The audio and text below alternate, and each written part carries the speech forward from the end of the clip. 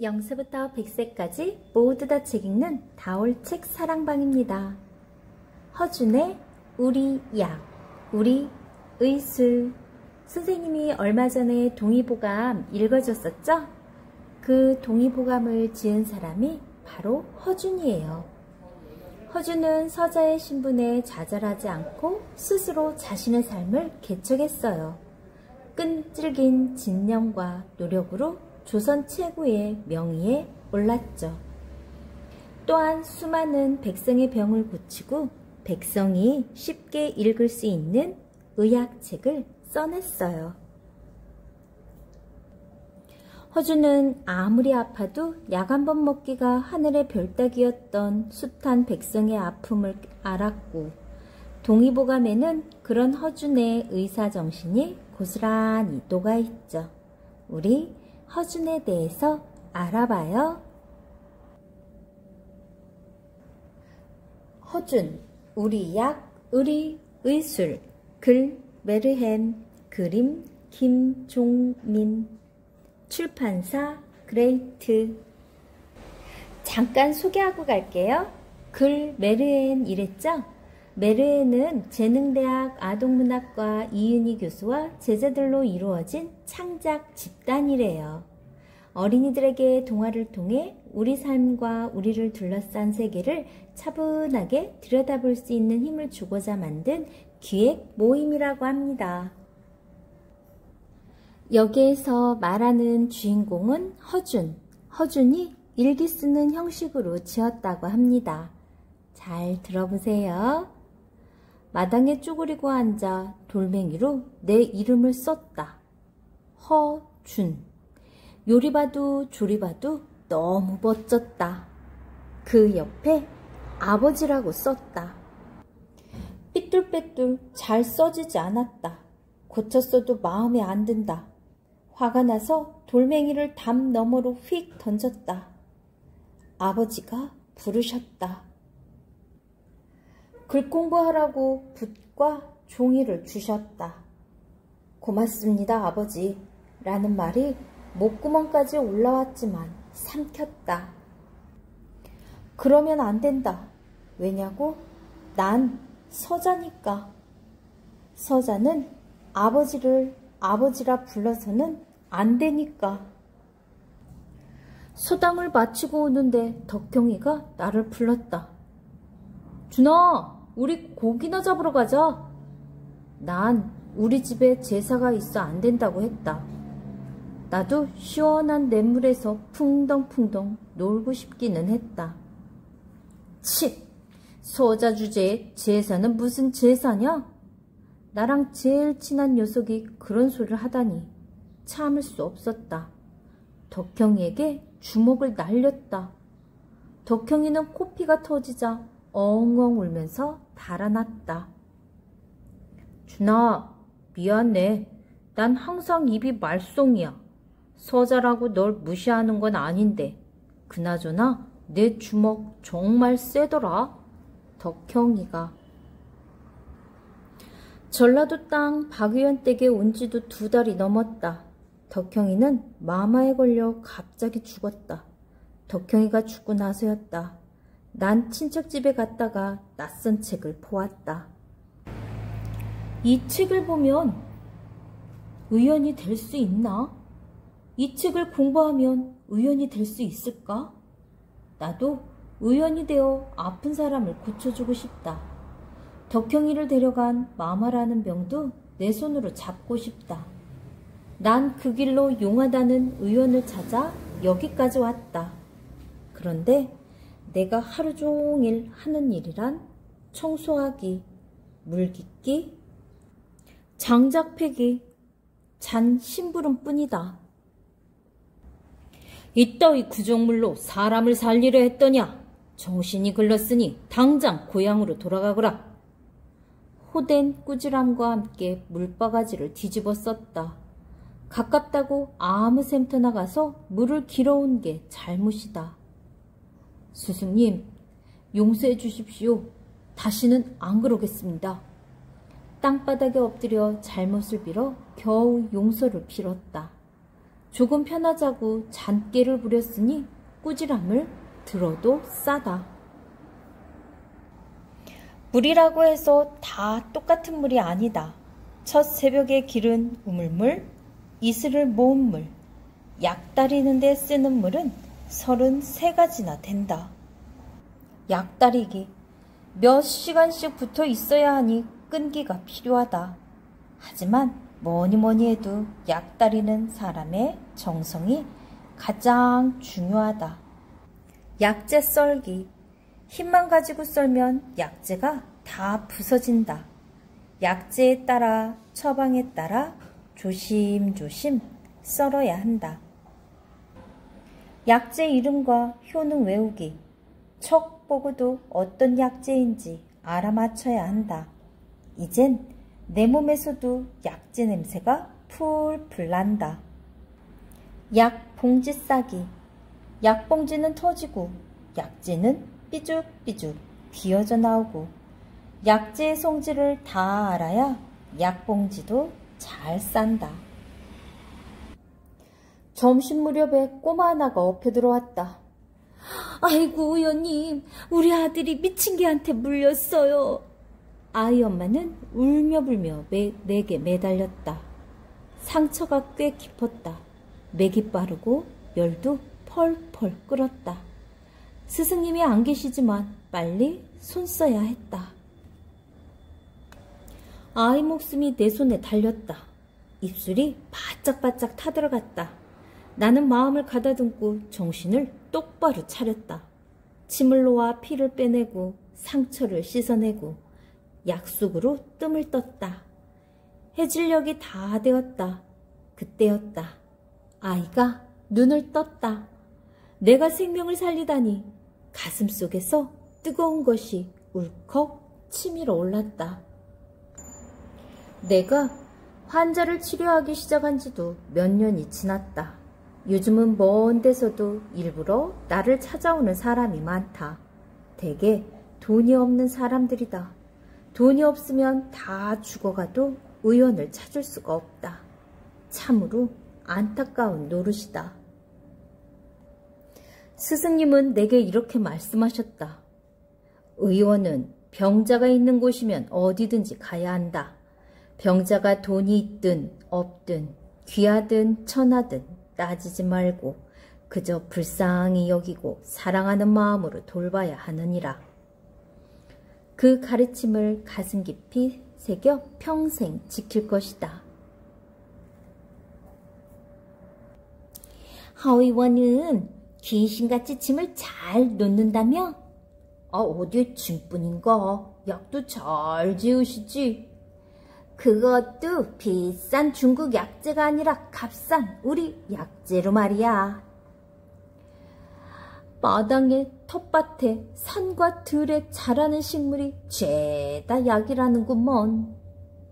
우리 몸에는 우리 땅에서 나는 약재가 제일 일하는 거요. 어제도 내의원 책방에서 밤을 꼴딱 새웠다. 낮에는 해민서에서 밀려드는 환자들을 돌보느라, 밤에는 내의원 책방에서 의학책을 공부하느라 눈코 뜰 새 없다. 윗사람에게 잘 보여 출세하려고 저러는 게지. 언제까지 가나 두고 보자고. 다른 의원들은 나만 보면 비죽고 실죽거렸다. 내의원에는 보물처럼 귀한 책이 아주 많다.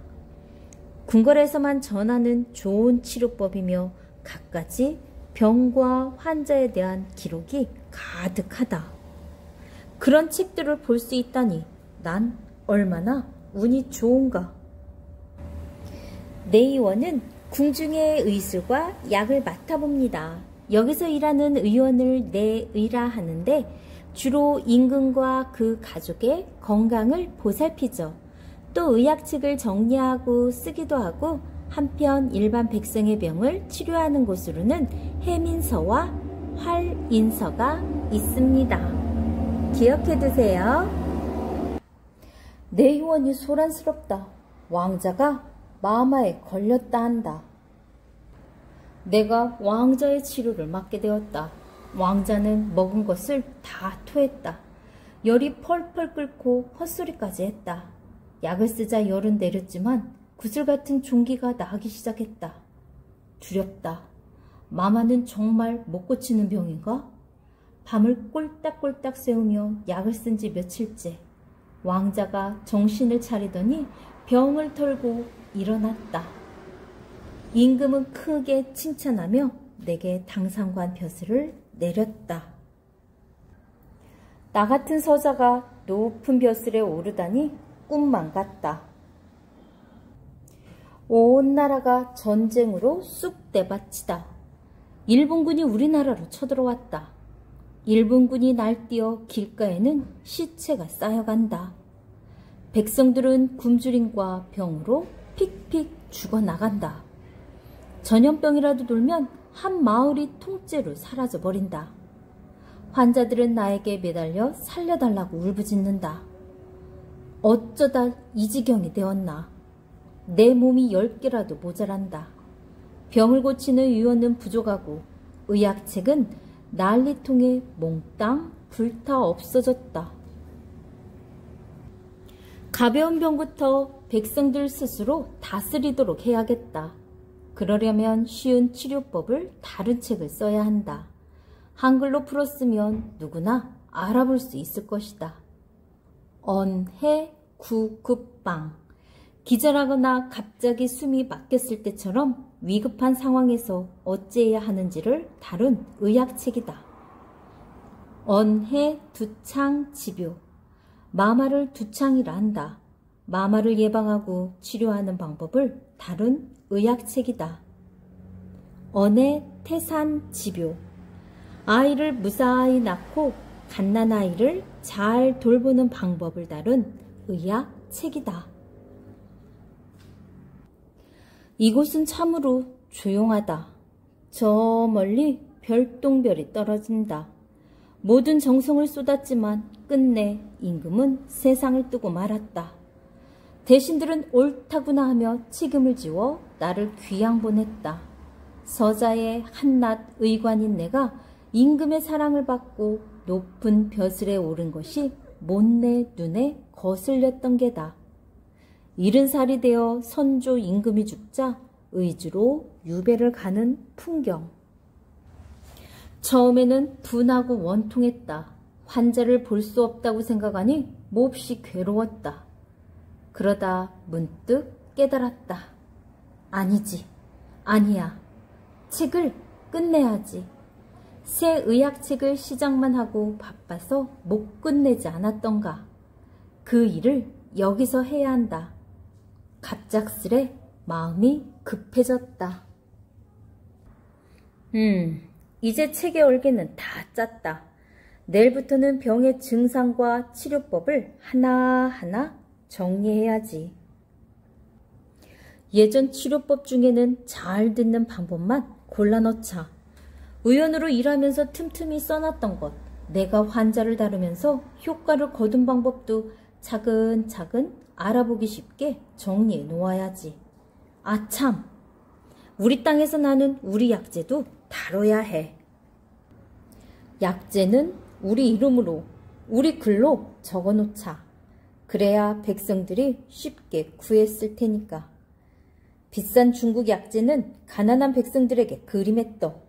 구하기 쉽고 값도 싼 우리 약재가 제일이지. 드디어 새 의학책 25권을 다 썼다. 22살 동의보감 완성. 벅찬 가슴을 누르며 붓을 들어 제목을 적었다. 동의보감. 난 내 모든 것을 이 책에 쏟아부었다. 명예나 부귀를 바라고 그런 것은 아니다. 이 책을 보고 더 많은 사람이 병이 낫기를, 또 병을 미리 막을 수 있게 되기를, 내 바람은 오직 그뿐이다. 동의보감은 찾아보기도 쉽고 효과도 있고 증상과 원인도 있고 예방법까지 다 써있다. 게다가 약초까지. 이런 식으로 말이다. 천지의 기운이 출입하는 코, 공기가 들락날락 하는 곳이 바로 코이다. 코의 건강은 폐가 맡고 있다. 그러므로 폐가 건강해야 코가 건강하다. 코에 생기는 질병, 변명, 코에서 누런 콧물이 흐르는 것은 비연이다. 증상, 이 병은 축농증이나 만성 비염으로 탁한 콧물이 계속 나오면서 눈이 어두워지는 특징이 있다. 원인과 처방, 이 병은 쓸개에 쌓여있던 열이 뇌로 올라가서 생긴다. 그러므로 우선 열을 내려야 한다. 예방법, 양손 집게 손가락으로 코 양쪽을 자주 문질러준다. 열이 날 때까지 계속 문질러야 효과가 있다. 약초, 소금, 천궁, 말린 생강, 산 목련꽃 뽕오리, 참외 꼭지 등이다. 북쪽 지방에 전염병이 걷잡을 수 없이 번졌다. 내 나이도 70을 훌쩍 넘겼으니 환자를 찾아다니며 돌보는 것도 힘에 부친다. 이곳 사람들은 낯선 전염병으로 고통받고 있다. 살갗에 부스럼이 생기고 온몸이 부어오르는 매서운 병이다. 숱한 의학책을 뒤지고 환자를 꼼꼼히 살핀 끝에 가까스로 원인을 찾아냈다. 어서 치료를 서둘러야겠다. 그나저나 내가 모든 환자들을 돌볼 수는 없으니 의학책을 써서 치료법을 널리 전하는 수밖에 없다. 어제도 밤새워 책을 썼다. 어느새 새벽 하늘이 부옇게 밝아온다. 조금 더 알아보죠. 한의학은 이렇게 생겨났대요. 우리나라와 중국 같은 동양에는 한의학이라는 전통의학과 의술이 있어요.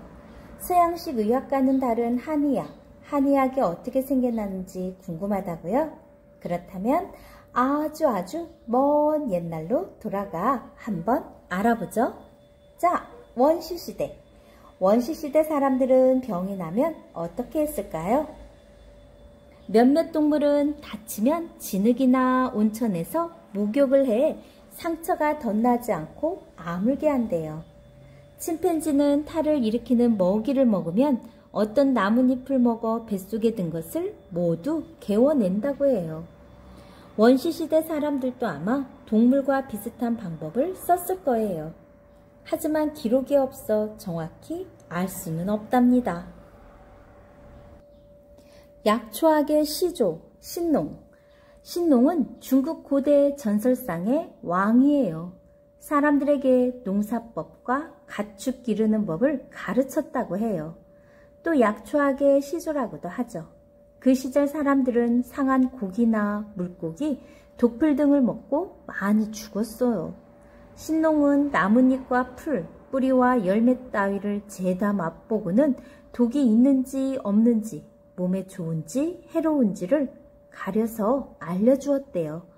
그의 이름을 딴 신농 본초경은 약재를 정리한 최초의 책이라고 합니다. 음양설의 창시자, 황제. 신농에 이어 중국을 다스린 왕이 황제예요. 황제는 음양설을 기본으로 경혈과 침, 뜸을 이용한 한의학 이론을 세웠대요. 음양설에는 음과 양이 우주를 이룬다고 보는데 사람이 아픈 것은 몸속에 있는 음과 양의 기운 중 어느 하나가 넘치거나 모자라기 때문이라고 합니다. 넘치는 기운은 빼고 모자라는 기운은 채우면 건강해진다는 거죠. 그의 이름을 딴 황제의 내경은 최초의 한의학 책입니다.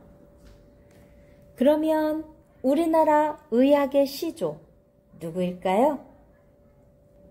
따단! 환웅! 단군 신화를 보면 단군의 아버지 환웅이 하늘에서 내려와 인간 세상을 다스렸다고 하죠. 환웅이 준 쑥과 마늘을 먹고 곰이 여자가 되었다는 이야기도 나오죠. 쑥과 마늘은 지금도 중요한 한약재로 쓰여요. 또한 고조선 시대에는 돌로 만든 침으로 종기를 째고 고름을 빼내는 의료기술이 있어 중국까지 전해졌다고 하니 우리나라의 의학은 반만 년 전부터 시작된 셈이죠. 대단하죠? 동의보감은 몸속을 환히 꿰뚫어 볼 수 있는 거울과 같은 책. 허주는 1539년에 태어나 1615년 77살, 77살에 세상을 떠났어요. 선생님이 나이에 따라서 중요한 시점 알려줄게요. 앞에서 들려줬던 부분은 허준이 일기 형식으로 썼다고 가정을 해서 들려줬던 부분이고, 지금은 연대기로 해서 선생님이 들려줄게요. 1530년 네, 태어났어요. 1539년 용촌 부사를 지낸 허룡과 김씨 사이에서 태어났죠. 김씨는 첩이었기 때문에 허준은 태어날 때부터 서자라는 꼬리표를 달 수밖에 없었대요. 파주나 개성 부근에서 태어나 자랐다는 의견이 있지만 남겨진 기록이 없어 정확히는 알 수 없다고 합니다. 1960년대 30살 때 1568년 높은 관리였던 유이춘의 얼굴에 난 종기를 치료했어요. 유이춘이 쓴 미암 일기에 따르면 허준은 10년이 넘도록 유이춘의 집안과 친지들의 병을 돌봐주었다고 합니다. 31살 때 유이춘이 허준을 내의원에 추천하는 편지를 이조 판사에게 보냈어요. 이때 추천이 받아들였는지는 분명하지 않아요. 33살인 1571년 유이춘의 미암일기에 허준의 관직이 내의원 종사품 첨정으로 나와 있어요. 허준이 내의원에 들어갔다는 걸 알 수 있죠. 37살 1575년 선조임금을 처음으로 진료했다고 합니다. 44살인 1581년엔 선조의 명령을 받아 찬도 방론 맥결 집성을 교정했어요. 틀린 부분이 많았는데 허준이 온전히 바로잡아 실력을 크게 인정받았죠. 1590년 52살 왕자 광해군의 마마를 치료했어요. 당시에는 고칠 수 없는 병으로 여겼는데 허준이 나서서 약을 써 병을 고쳤어요. 마마를 고친 공로로 서자라는 신분의 벽을 깨고 정삼품 당상관의 자리에 올라요. 이후 허준은 수많은 백성들을 마마에서 구해 마마의 명의로 이름을 날리게 되었죠. 54살인 1592년 임진왜란이 일어나자 선조를 따라 피난길에 올라요. 58살인 1596년 광해군의 병을 낫게 해 정이품에 올랐습니다. 1598년 7년 동안의 임진왜란이 끝났죠. 1601년 63살 어이로서 최고 자리인 수위에 오르고 응급처방법인 언해구급방, 산모관리법인 언해태산지교, 두창치료법인 언해두창지교를 펴냈어요. 1603년 일본에서 도쿠가와 이에야스가 에도 막부를 세웠다고 합니다. 자, 66살 1604년 임진왜란 때 선조를 보살핀 공으로 종일품 벼슬을 받아요. 의관으로서 일품직에 오른 것은 처음 있는 일이라고 합니다. 70살인 1608년 선조가 세상을 떠나자 대신들은 허준에게 그 책임을 물어 귀양을 보냈죠. 허준은 귀양지에서 동의보감을 쓰는데 온 정성을 쏟았어요. 그게 바로 70살의 나이입니다. 71살, 1609년 1년 만에 귀양살이에서 풀려났어요. 다시 어이가 되어 새 임금이 된 광해군을 돌보았죠. 1610년 72살, 동의보감 25권을 모두 완성했어요. 동의보감은 당시 동아시아 의학의 좋은 점만을 추려서 찾기 쉽고 활용하기 편하게 만든 의서였죠. 75살인 1613년 동의보감이 목활자로 인쇄되어 세상에 나왔어요. 중국과 일본에서도 번역되어 많이 읽혔다고 합니다. 허준은 새로운 전염병의 증상과 치료법을 다룬 책 신참 벽온방과 벽역 신방을 썼어요. 77살, 1615년 세상을 떠났어요. 허준이 죽자 광해군은 정일품 벼슬을 내렸죠. 죽은 뒤에 받은 벼슬이지만 허준은 그때까지의 의관 중에서 최고의 자리에 오른 거예요. 1616년인 중국에서는 누르하치가 청나라를 세웠던 시대입니다. 자, 허준 어떤 인물인가요? 서자의 신분에 좌절하지 않고 끈질긴 집념과 노력으로 조선 최고의 명예까지 올랐죠. 또한 백성이 쉽게 읽을 수 있는 의학책을 써냈고요. 허준은 아무리 아파도 약 한 번 먹기 힘든 숱한 백성의 아픔을 알았고 동의보감에는 그런 허준의 의사정신이 고스란히 녹아 있습니다. 이 글은 일기 형식을 빌려 허준이 쓴 것처럼 했다고 했죠? 네, 맞아요. 중립 외교를 펼친 광해군 조선, 그것과도 연관되어 있네요. 조선시대 명의 허준 기억해주세요. 좋아요, 구독 꾹 눌러주시면 계속해서 함께 할 수 있어요. 감사합니다.